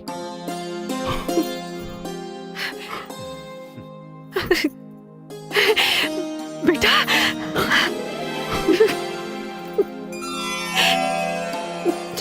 तू जा। ई सुने खातिर हमार कान तरस गई रहे कि अब एंजल दोबारा ना आई, और ये खुशखबरी सुन के हम भाग के अंजलि के पास गई और अपना अंजलि के गले लगा लेनी। लेकिन बेचारी अंजलि के ये बात के पता भी ना रहे कि हम इतना खुश काहे बानी। एंजल दोबारा वापस ना आईली और हम चैन की नींद सोते लगनी। लेकिन शायद चैन की नींद सुतल अभी भी हमरे नसीब में ना रहे। काहे कि हमारा घर में एक नन्ही परी आ गई बिया, जोना के नाम हम एंजल रख ले हैं। और हमार डबल ड्यूटी फिर शुरू हो गई, अपना बीवी अंजलि के और हमार नन्ही परी एंजल के। एक बार फिर से दुल्ही रहे बीमार, निरहुआ सटल रहे।